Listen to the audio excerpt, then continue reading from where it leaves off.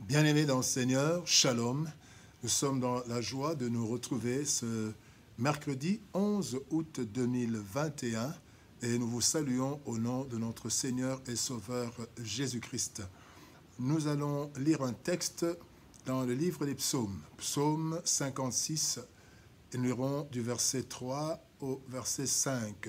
Et pour d'autres versions, vous verrez que c'est le verset 2 au verset 4. Nous lisons dans la version Louis II, psaume 56, 3 à 5. Voici ce que déclarent les Écritures. Tout le jour, mes adversaires me harcèlent.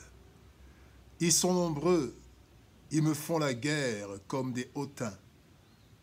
Quand je suis dans la crainte, en toi je me confie.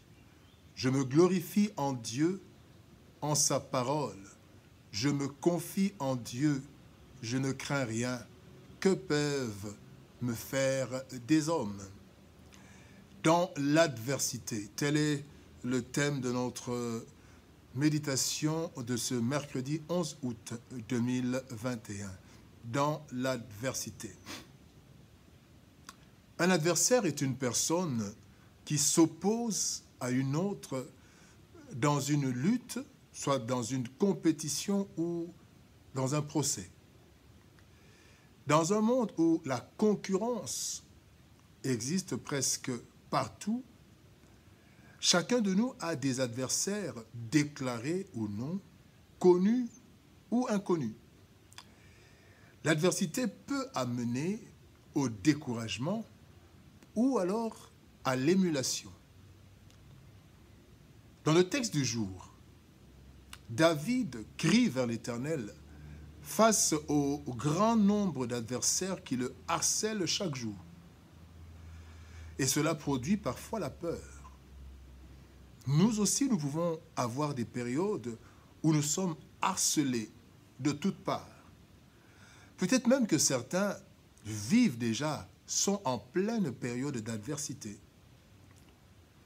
Qu'est-ce que Dieu nous donne comme orientation ce matin dans les temps d'adversité?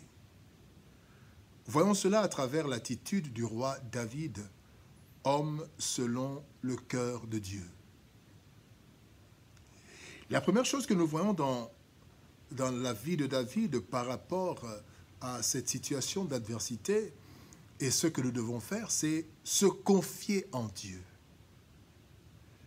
Le psaume 37, verset 5 nous dit « Recommande ton sort à l'Éternel, mets en lui ta confiance et il agira. » La lutte contre nos adversaires ressemble parfois à un combat d'aveugle où on ne sait pas exactement contre qui nous luttons et quelles sont les capacités de nos adversaires quand nous en connaissons quelques-uns. Nous devons confier notre sort, c'est-à-dire le combat ainsi que son issue. Nous sommes dans un combat, nous sommes dans une adversité. Et confie ton sort, c'est que nous confions. Et la lutte, nous confions aussi même l'issue entre les mains de Dieu, qui voit absolument tout et qui sait comment tout va se terminer.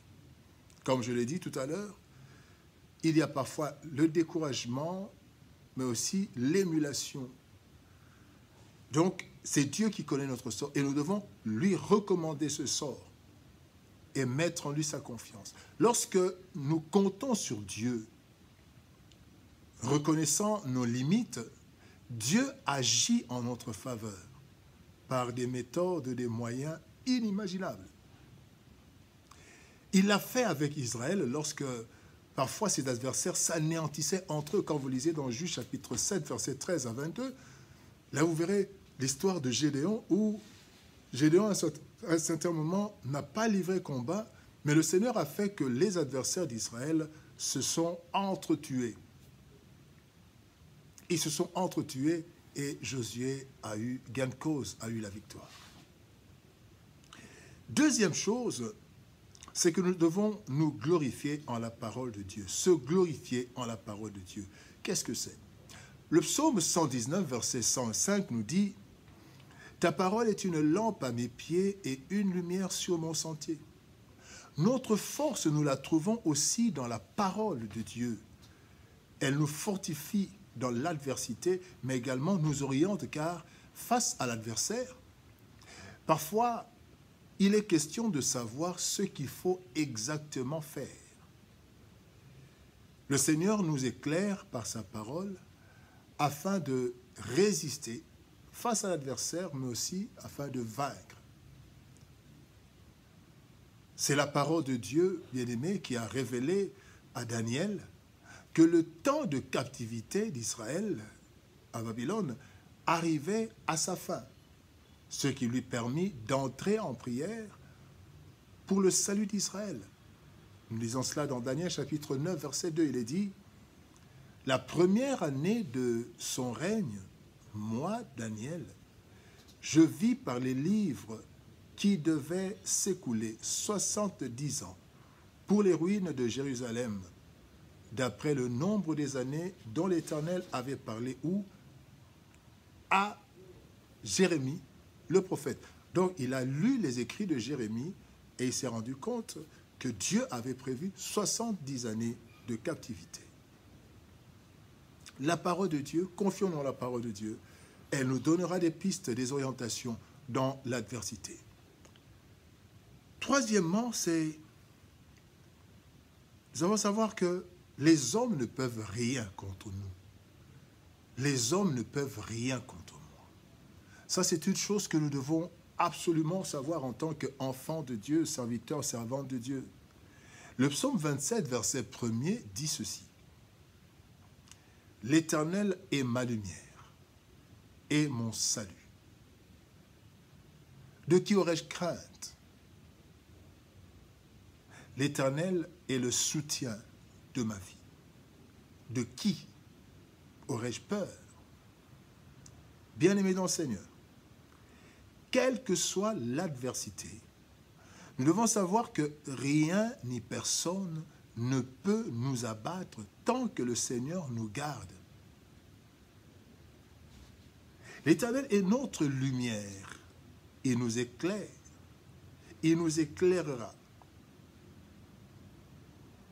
face à l'adversité. Dans l'adversité, face à l'adversaire, le Seigneur est notre lumière. Le Seigneur est notre salut. C'est lui qui nous délivrera de toute emprise de l'adversaire.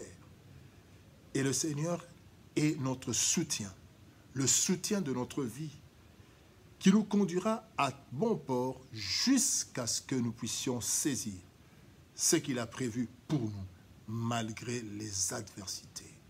Bien-aimés, de qui aurais-je peur, de qui aurais-je crainte? L'Éternel est le soutien de ma vie. L'Éternel est mon salut, l'Éternel est ma lumière. Bien-aimés, nous ne devons pas avoir peur des adversaires. C'est vrai qu'humainement parlant, une peur peut nous envahir, mais nous devons nous dire, l'Éternel est notre soutien, notre lumière, notre salut, le soutien de notre vie. Nous n'avons pas à avoir peur parce que nos vies sont entre les mains du Seigneur. Jésus-Christ dit que ses brebis sont entre ses mains et entre les mains du Père qui est au-dessus de tout. Et personne ne peut nous arracher de la main de l'Éternel, quelle que soit l'adversité. Dans l'adversité. Bien-aimés dans le Seigneur, l'adversité est inévitable dans ce monde de concurrence et de méchanceté. Certes, parfois elle nous effraie, vu l'ampleur qu'elle peut prendre. Cependant, bien-aimés, nous devons rester confiants en Dieu. Même les plus grands comme David ont connu de grandes adversités. Mais le secret, c'est avoir confiance en Dieu, se ressourcer dans sa parole puissante, mais aussi d'être persuadé et de savoir que personne ne peut nous détruire tant que nous sommes dans la main de l'Éternel. Nos vies sont entre les mains de l'Éternel. C'est ce qui a permis à David de faire face aux adversaires nombreux. Et c'est aussi le secret de notre victoire dans l'adversité. Se confier en l'Éternel avoir confiance en lui et lui recommander notre sort, notre vie. Se glorifier dans sa parole, s'attacher à sa parole et chercher la lumière dans sa parole. Et aussi savoir que dans toutes les adversités qui pourront venir, l'homme ne peut rien faire. Personne, rien ne peut nous arriver sans que le Seigneur ne le permette. Et quand le Seigneur permet que même l'adversité puisse nous submerger, je ne sais pas. Hier d'ailleurs, nous avons vu, nous allons traverser les eaux ne nous submergeront pas.